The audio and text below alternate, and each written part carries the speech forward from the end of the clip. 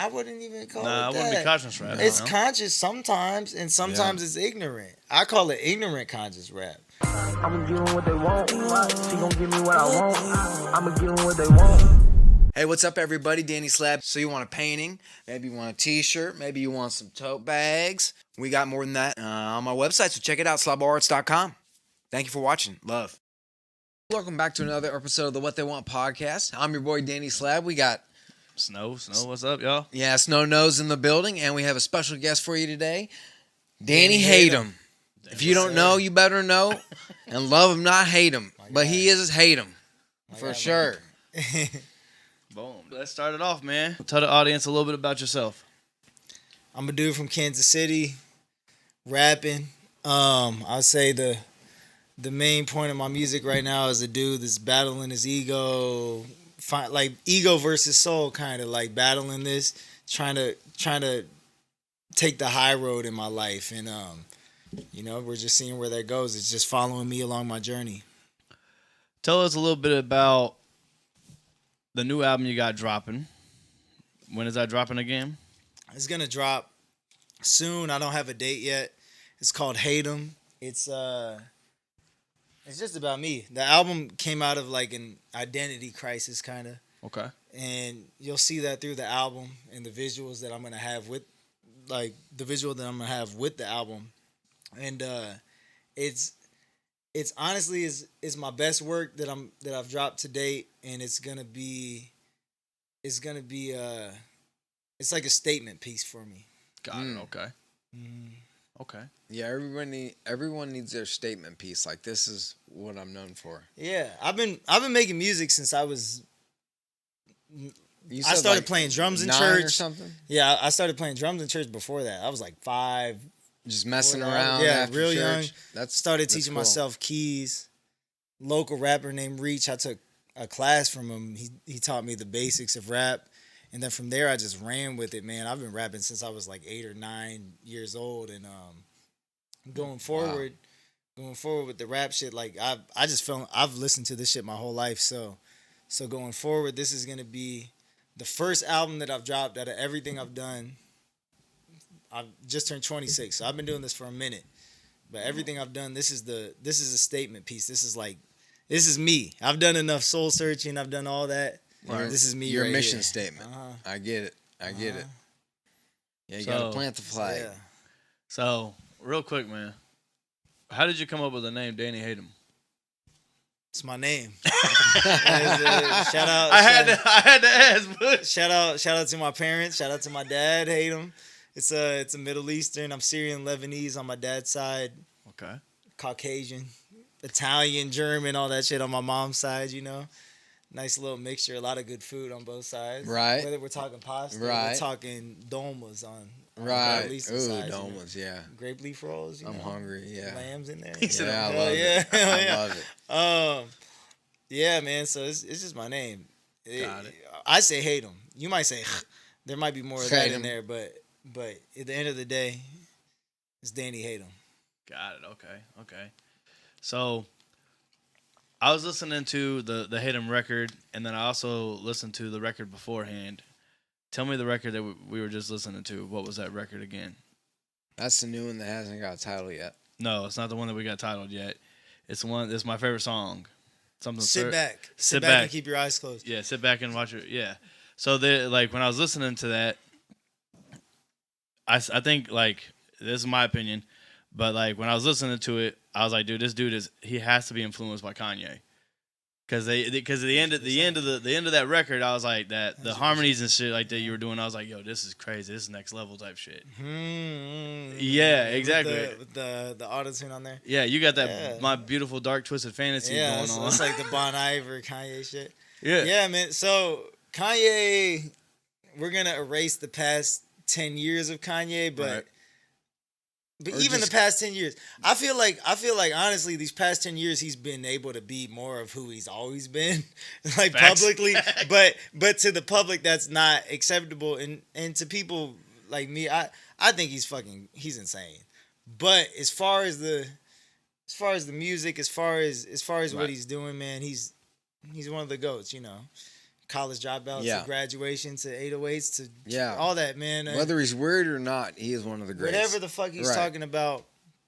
Notice if you watch this shit and you don't put me on your next project, we're gonna have to talk about. I want to be on the Ye project, but anyway, what I was saying is like, yeah, that's one of the biggest. I produce, I engineer everything, I do everything. So to me, Ye's up there. He's one of the biggest influences. Okay. So I gotta ask this question: what's your favorite Ye album? Ooh. Life of Pablo. Ooh. What? Really? Life of Pablo. All right, so Well, he is. You are 26 now, so that this kind of makes sense. Freshly 26. Hold up. I don't want to be too old to the. No, but yeah, we could talk about college dropout to late registration to graduation, all that. That's like the classics, and then 808s was when people started getting like, do I like this guy or not? Because that was when left. He ventured, yeah. That's that he started, and then what's next? Twisted Fantasy, and then we got Yeezus. Yep. I didn't like Yeezus at first, and then I grew to like it later on. Right. But Life of Pablo was like the first. It was a mix of everything he did before that. You got little. And it dropped like the day before my birthday too, which maybe that's the reason that When's I your love birthday? it. February 15th. No. Yeah, so right after V-Day. Yeah, you're right after Valentine's. day after. Yeah, so you get double or you get none. Yeah. Right? He said, all right, yeah. Double all the time. Double shot. But yeah, man, that was the that was one where it just was like a trip into this dude's mind of like that album feels like a fucking roller coaster ride. Like the first few songs on there, you get Ultralight Beam, and then you get that Fathers in my beautiful, hands. And stuff. Yeah. and then that shit just switches into the I made that bitch fan. Made that That bitch album famous. is just You're right, that yeah. album is like a roller coaster ride of all emotions because as an artist and like how labels traditionally develop artists and how things go, you got to play a character, you got to be an archetype. Like if I'm Jack Harlow, I'm the smooth, cool motherfucker. If I'm Drake, I'm the lover boy. If I'm Kanye, at first it was like I'm the socially conscious guy. Right. But to me that was like human young people aren't like that. People are we're multifaceted, we're like whole people, right? No, it's a wrestling team, but you're doing it for music. Yeah. So Everybody's got their own thing and their own mantra and their own theme song, but yeah. Yeah. But Kanye is literally one of one. So There's not really when another when he Kanye. did that, it's like that's like the full range of humanity. It's like you get some freak shit, you get some Jesus shit, you get everything in one, and it. I can see that, but I don't know. My Dark Twisted Fantasy is my fan. I love that album. Yeah. Because it went from but that's also like what I said when I grew up. The Good Fridays, he was dropping a song every Friday, and he was leading up to that shit. And I mean, yeah, Nicki Minaj on there. You remember the Hell of a Night. You remember that track? No one. What's the song? All of these hoes in my shows, they loving me, but I don't know why they keep calling me up. That was on the Good Fridays. It was, but that's with Sci-Hi. I'm trying to remember the freaking song. And Kid Cudi. I don't know why, but that was the during Good Friday series. That but was it one of my didn't. favorite Kanye songs. Yeah, Yeah. he didn't drop that on. with Sahai on it. Yeah. I like that one. Yeah, he had a bunch of the shit, but he was dropping a lot of it. But like I said, That's your favorite Kanye song, though? It's one of them. One of them? I was about to say, I was like, my favorite Yeah, Kanye because song it depends on the generation or the era, I guess. But like, there's some stuff he did with Do or Die that I really like. There's a bunch of stuff for sure. he's done that I think his production is goes even bonkers. And that's so I make all my beats. I do all that. So when I say influence, for sure, I feel like anybody who produces all their shit, does everything, raps too. It's like that's one of the guys. That's one of the main influences for sure. So what else are the other influences, man? So like what did you grow up listening to? Because like you just sat there and said you hung out with your friends and stuff like that. They all listened to hip hop, all that stuff. But what did you're like, man, there was some time obviously Kanye, but like my homie's stepdad growing up was a rapper, like a local rapper, JP the Mex, rest in peace. So I grew up around that. I grew up around I mean, man, the first rapper that I became like obsessed with was Tech, because I'm from Kansas City, right? So it was like, right, and I was like, it felt like the most tangible thing. Like if I could be a strange music, you could reach it. you know what I mean? Like I I could be because it's local. And when I was right. 15, I rapped for Tech outside of the riot room, and Did you? And he was like, "Oh, what did he say?" He's like, "This ain't no punk shit." And that moment, I was like, "Oh yeah, I got it." I'm in there. you know? I'm in there. Yeah. Right, I got something going. And right. I haven't talked to him much since, but he was a super chill dude, like humble dude, you know. And That's good. And yeah, man, I that was the first rapper I was like really obsessed with, because I was like, yeah, I can really do this. He's approachable. For sure. Right. He's in the fucking city. Mm-hmm. But as far as my main influences, I say Ye. The first two people that made me want to rap were Ye and Wayne. I say Ye more as an artist in the production side, and Wayne as far as like lyricism, punchlines. Wayne's one of those dudes that's just got every bar is a punchline. Mm-hmm. Like every line is just like, what the f did you just say? Yep. And I've gone back. Like I know the old school dudes. I know all that. I know the new school dudes. Right now, You mess with Don Tripp or Stalito or any of I those like guys? Don Trip. Yeah, I'm not super deep into that world, but that's how he had one with CeeLo. It's like, it's Atlanta to my son. Yeah, I like that. That's a great song. Right now, I love dudes that just like push the boundaries artistically, like Smino from St. Louis. From St. Louis. Yeah.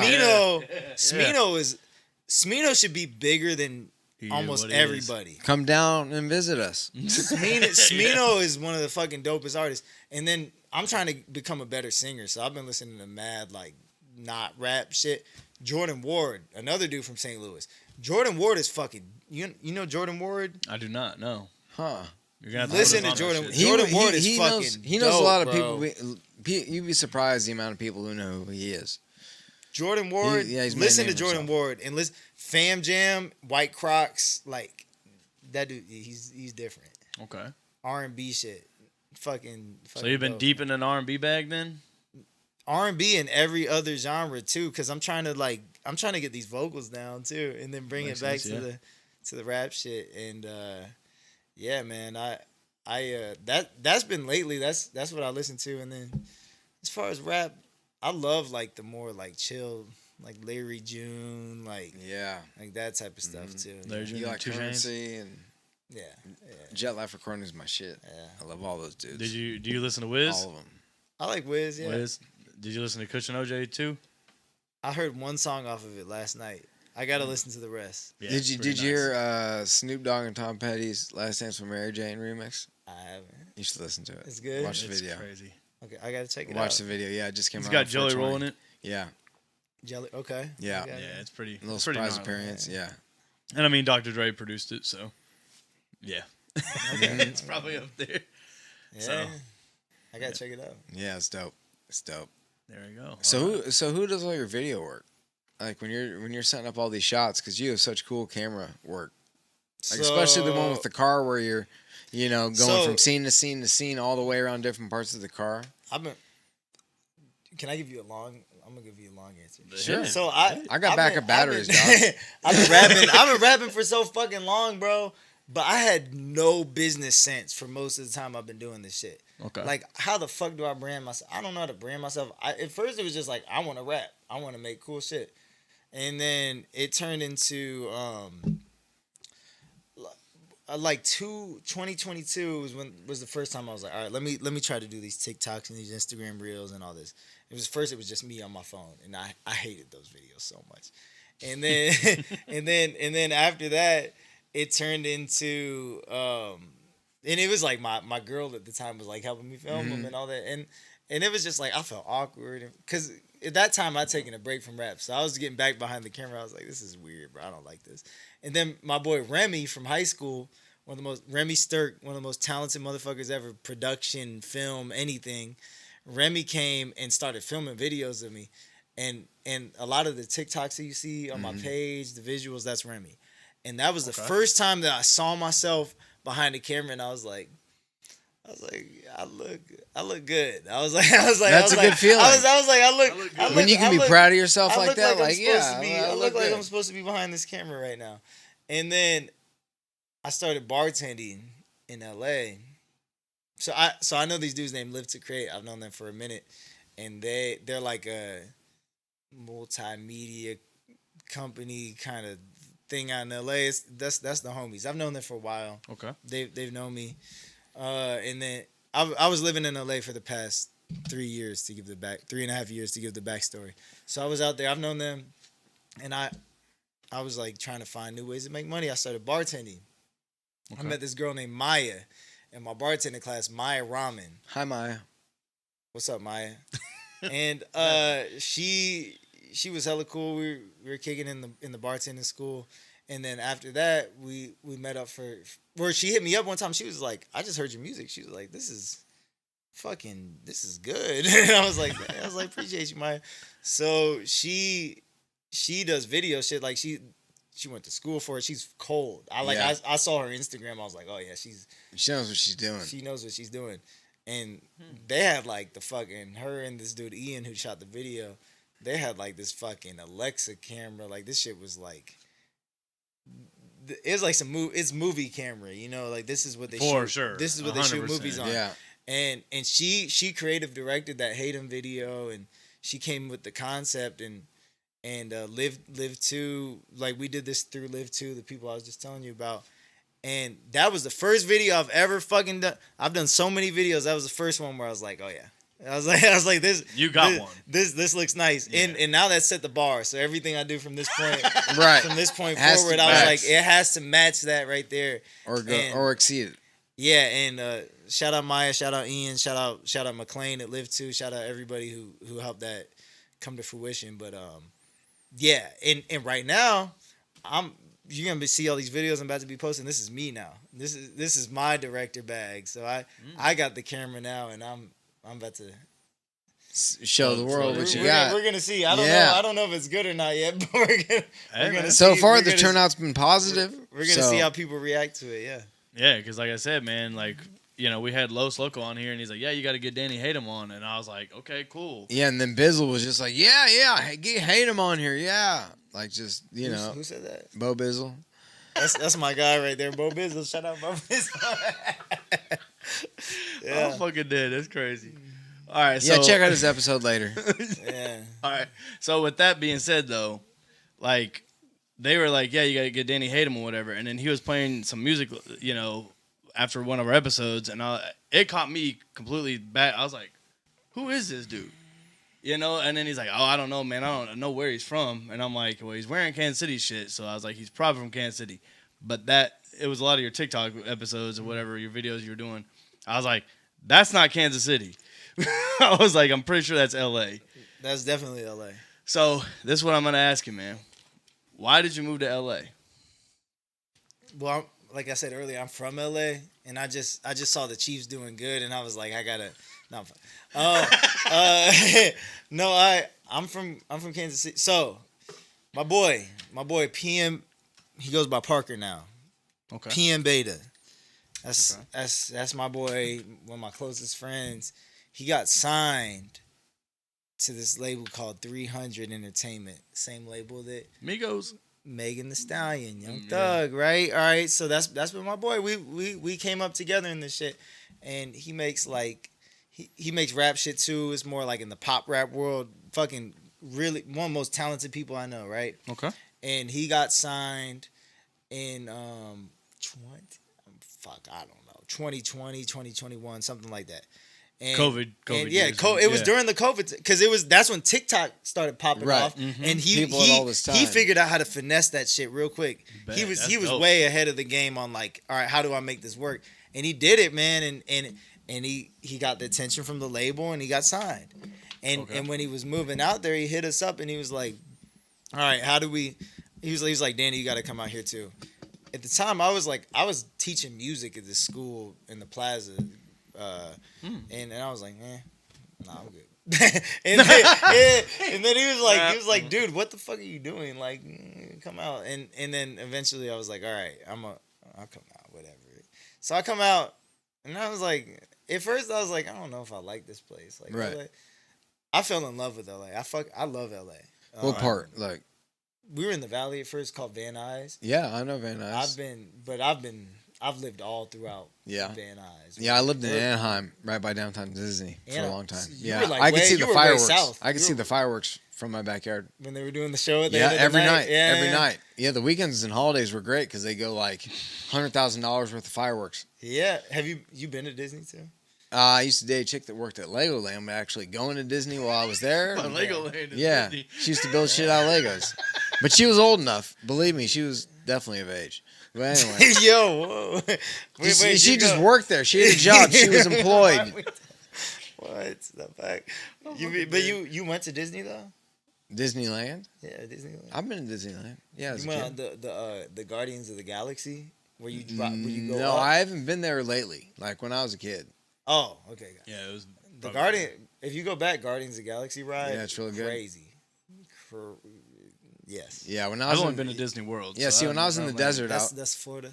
yeah, it's Florida. That's on the other side. Yeah, the world. yeah, see, we'd always go on fear missions looking for like spirit walkers and crazy stuff out in the desert. Yeah, Okay, so then why? So you were living there. You obviously loved it, hated it. I loved it. Loved it? Well, it was a love-hate relationship, but after a while, I was like, okay, I get this place. You know what I mean? Like, Got it, okay. everybody wants to talk about there's fake people, there's this or that. Yeah, there's fake people everywhere. Traffic's fucking terrible, but you learn how to maneuver through Navigate. it after a while. You learn how to navigate. Yeah. Correct. Fake people. There's fake people in Kansas City. Do you you know? use- It's did just you a use a- larger amount of people. So there's more fake people, but there's also more good people too. can I ask you a question? Did you ever get like a blow up doll or some sort of thing to ride in the HOV lane? That would have been smart because sometimes Especially if you paint the sometimes face, I'd be like in the traffic just thinking about like because that lane is naked a lot of times. yeah, it'd be nice to be in that HOV. But everybody's solo dolo. yeah, I put like a A sex dummy. It's got to be like something super in there. realistic. something put a Yeah, wig on. yeah. Maybe somebody will donate it to you. Yeah. You just plug Put a them like, wig hey, buy from my Yeah. galsforyou.com. Yeah. Dude. And you can get like an AI voice to like Right. to Yeah, speak hello, through it. officer. My Yeah, clothes yeah. fell off in the wind from his convertible. We are all over the fucking place. Yeah. Well, the HOV lane's important, man, because you'll be stuck in dead stop traffic on this highway, 5 rows deep, and there's one lane with a diamond on it, the HOV lane for multi-passenger and emergency vehicles, and it'll just be nakedly open, dude. I tried to ride around with passengers. That was Now, my see, thing. yeah, see, I that was makes like, I sense. was like, let me show you around the city, but really, we're just trying to get to Right, get there Get to faster the- instead get of to the 3 hours. destination. You get there in 45 minutes. Yeah. Rob the Bizzle, HOV lane, the HOV lane is clutch, but you better have some people with What the you. hell does that even mean? HOV lane? High occupancy vehicle. So it's Oh. like the highways there are big as fuck. You got like Yeah. 5-6 lanes, right? On each so side. the HOV lane's on the far left, and it's like if you have more than one person in your car, you can get in that lane. Okay, so it's an express lane pretty much down in, Express in lane, Texas yeah. and shit. They're But- like, hey, this is express lane. But there's some parts of it where it's just HOV, so you just gotta have more than one person. There's some parts where it's express, where you have to like pay a fee to get in this lane. Huh. I don't know who's doing that. That's well, that's America. that's Drake. that's Drake in that lane. You know, Yeah, I don't- Drake's in there like the president. They're trying to get you in and out Yeah, quick. you got to pay me 37 cents to see my city. Yeah. Terrible. Mm. Terrible. Tariffs. I'm kidding. It's like, So what brought you back to Kansas City? I was just saying this at my show the other night. I was like, the wildfires fucked a lot of things up for me. Yeah, that's so unfortunate. Sorry, in guys. January- Lots of love to my family out there. If you seen the movie This Is the End, it Yeah. kind of looked exactly like some apocalyptic shit. Not necessarily right by where I live, but like a lot of it. It was scary. How many miles away from the fires were you? There was one by us because we were like up north in the valley when Mhm. I left. There was one that was like just a few miles away from us. oh shit. And there was nights where we were up all night because we didn't know if we'd have to evacuate or I could have whatever. not, right? It was scary, man. But I saw the footage and I drove kind of past the Palisades fire and the one in in Pasadena. Yeah, that or was crazy. Altadena. And it was bad, man. Sorry, Palisades and your beautiful homes. For real, man. I feel I donated clothes. Like I was like, this was rough. Yeah. And it was just everything I was doing out there. It kind of was like, all right, I gotta come back for a little bit, and I'll probably end up back there at some point. But coming back here feels good. Like I was saying at the show, I was kind of sad. I was kind of sad about it first. Like it was like I had my hand forced. Like, all right, we're going back to KC, but after being back here for a while and like seeing all the familiar faces and the new faces, just people I'm meeting, I'm like, Right. I love this city, man. This is a great city, great people here, and it's competing with LA for sure. It's just a completely different vibe, but this is still home. It's always gonna be home.